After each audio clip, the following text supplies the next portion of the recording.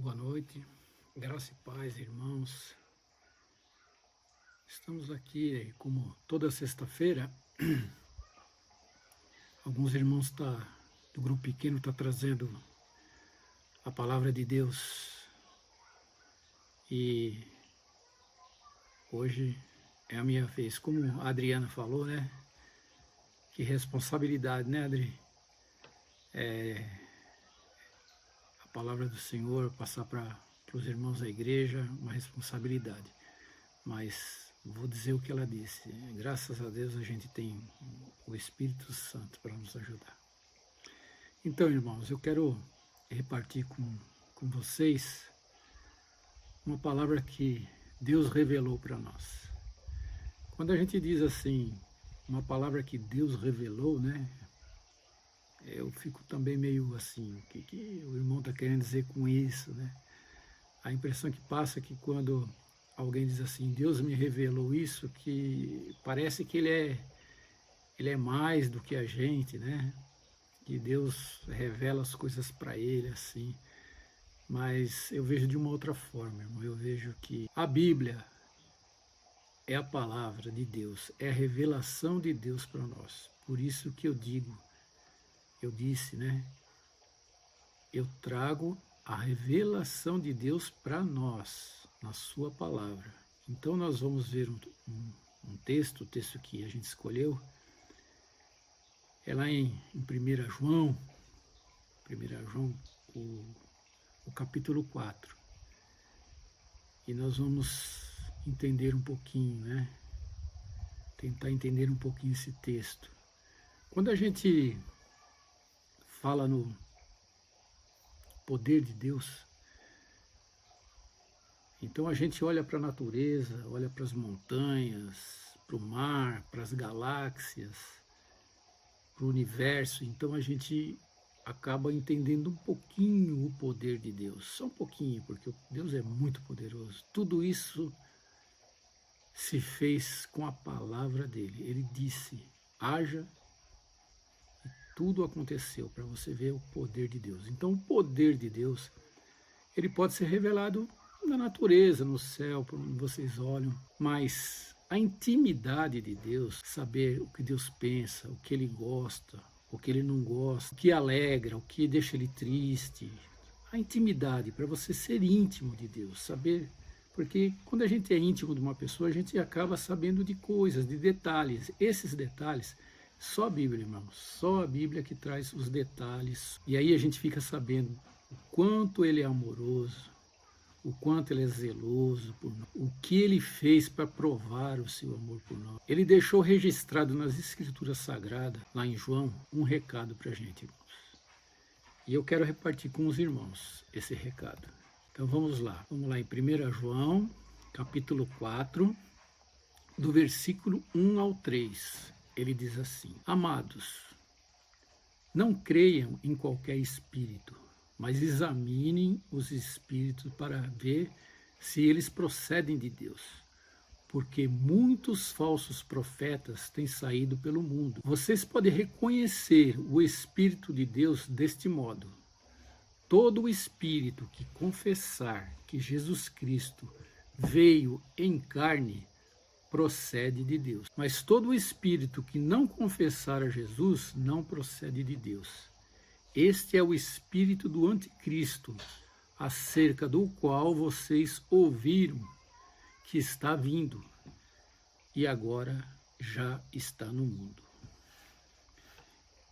Então, irmãos, podemos perceber nesses 3 primeiros versículos que Deus está nos dando um alerta. Cuidado, cuidado. Isso é importante, porque se Deus deixou esse alerta, é porque realmente nós corremos um perigo. Não creia em tudo que vê. Hoje nós podemos perceber na mídia muitos profetas que, na verdade, estão mais preocupados com as coisas desse mundo do que com as coisas do reino. Na verdade, é muito difícil eles pregarem que Jesus veio de carne, veio como homem, o seu sacrifício na cruz para a remissão dos nossos pecados e nos livrou da morte eterna. Na verdade, eles pregam riquezas, eles pregam sobre doenças, sobre as coisas do mundo. Então, aqui está um alerta para nós. Cuidado, Deus nos alertou e nós devemos tomar cuidado. Mas Deus é tão amoroso que ele não ficou só no alerta. Ele deu o alerta e nos explicou de que maneira que a gente vai conseguir discernir isso. Então, lá no versículo do 4 ao 6, filhinhos, vocês são de Deus e os venceram, porque aquele que está em vocês é maior do que aquele que está no mundo. Eles vêm do mundo, por isso o que falam procede do mundo. E o mundo os ouve, mas viemos de Deus. E todo aquele que conhece a Deus nos ouve. Mas quem não vem de Deus não nos ouve. Dessa forma reconhecemos o espírito da verdade e o espírito do erro. Então, aqui nós notamos, irmãos e amigos, como Deus nos ama. Ele nos pede, algo, mas não nos deixa sozinho. Ele nos capacita com o Espírito dele, o Espírito Santo. O texto diz que aquele que está em vós é maior do que o que está no mundo. Então nós temos dado por Deus condições de discernir o espírito do acerto e o espírito do erro, o verdadeiro do falso. Então, além de nos avisar, ele nos dá condição de reconhecer. Mas para isso, irmão, nós temos que ter um relacionamento sincero com Deus. Temos que conhecê-lo de verdade, saber a sua vontade e sermos íntimos dele. E com o amor, o nosso Deus Todo-Poderoso novamente nos presenteou, providenciando as Escrituras Sagradas, a sua palavra, a Bíblia. Irmãos, quem realmente ama tem prazer em conhecer mais e mais a intimidade do nosso Deus. Amém? Terceiro tópico, do versículo 7 ao 16.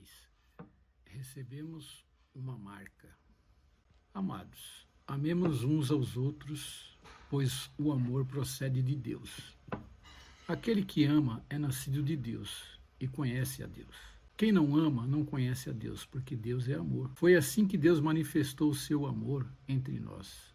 Enviou seu Filho unigênito ao mundo, para que pudéssemos viver por meio dele. Nisso consiste o amor, não em que nós tenhamos amado a Deus, mas em que ele nos amou e nos enviou seu Filho como pagamento pelos nossos pecados. Amados, visto que Deus assim nos amou, nós também devemos amarmos uns aos outros. Ninguém jamais viu a Deus. Se nos amarmos uns aos outros, Deus permanece em nós e o seu amor está aperfeiçoado em nós. Sabemos que permanecemos nele e ele em nós, porque ele nos deu do seu Espírito. Vimos e testemunhamos que o Pai enviou seu Filho para ser o Salvador do mundo. Se alguém confessar publicamente que Jesus é o Filho de Deus, Deus permanece nele e ele em Deus. Assim, conhecemos o amor de Deus, o amor que ele tem por nós, e confiamos nesse amor. Deus é amor. Todo aquele que permanece no amor pertence a Deus, e Deus está nele. Nós cristãos temos que ter uma marca, uma característica, uma maneira de agir. Em Romanos 5:8 diz assim: mas Deus deu prova do seu amor para conosco. Cristo morreu por nós, sendo ainda nós pecadores. Sabemos que Deus não precisaria dar prova de nada, mas ele deu. E nós? Se cremos que o amor está em nós, precisamos convertê-lo em atitudes, atitudes que expressam o amor que está dentro de nós. Afirmamos que Deus está no controle da minha vida, que ele cresça e eu diminua, que tudo que fizermos é para honrar e glorificar o seu nome. Isso tem que ser verdade nas nossas atitudes. Lá em 1 Pedro 3, do capítulo 15 ao 17, diz assim: Antes santificai Cristo como Senhor no seu coração. Estejam sempre preparados para responder a qualquer que lhe pedir a razão da esperança que há em vocês. Contudo, façam isso com mansidão e respeito, conservando boa consciência, de forma que os que falam maldosamente contra o bom procedimento de vocês, porque estão em Cristo, fiquem envergonhados de suas calúnias. É melhor sofrer por fazer o bem, se for da vontade de Deus, do que por fazer o mal. No quarto tópico, do 17 ao 21. Desta forma, o amor está aperfeiçoado entre nós, para que no dia do juízo tenhamos confiança, porque neste mundo somos como ele. No amor não há medo, pelo contrário, o perfeito amor expulsa o medo, porque o medo supõe castigo. Aquele que tem medo não está aperfeiçoado no amor. Nós amamos porque ele nos amou primeiro. Se alguém afirma, eu amo a Deus, mas odiar o seu irmão é mentiroso. Pois quem não ama seu irmão a quem vê, não pode amar Deus a quem não vê. Ele nos deu este mandamento: quem ama a Deus, ame também o seu irmão. Irmãos, Deus nos deu uma ordem: amarmos nossos irmãos. Um mestre da lei perguntou a Jesus um dia: qual o maior mandamento? E ele respondeu: ame ao Senhor, o seu Deus, de todo o seu coração, de toda a sua alma, de todo o seu entendimento e de todas as suas forças. E o segundo é este: ama o seu próximo como a si mesmo. Não existe mandamento maior do que este. Isso está registrado lá em Marcos 12, 30, 31. Conclusão. Vimos que do versículo 1 ao 3, Deus nos deu um alerta. Do 4 ao 6, ele nos capacitou. Do 7 ao 16, ele nos deu uma identidade, uma marca. Do 17 ao 21, ele nos deu um mandamento, uma ordenança.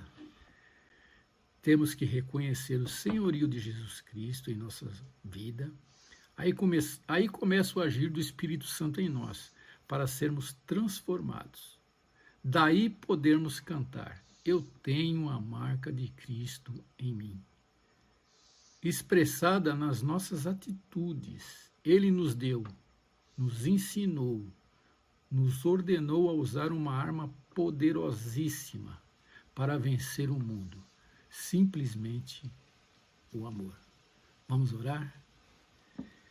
Querido Deus, querido Pai, nós queremos agradecer, Senhor, por esse amor tremendo que o Senhor demonstrou por nós, Pai.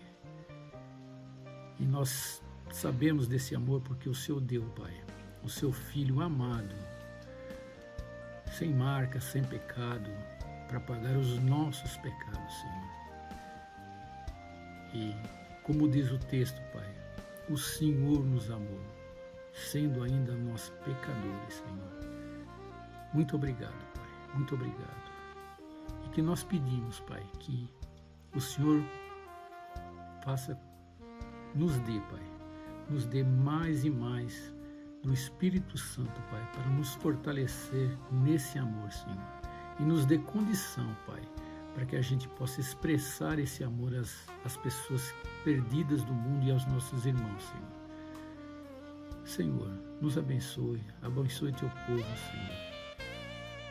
E sabemos da sua misericórdia e do seu amor, Senhor, que isso pode ser reflexo na nossa vida para os outros também. E agradecemos, Pai, porque um dia o Senhor, naquela cruz, Senhor, nos chamou, Pai, nos uniu, Pai. Em teu nome, Pai, é que oramos e agradecemos. Em nome de Jesus, Senhor, teu Filho amado. Amém.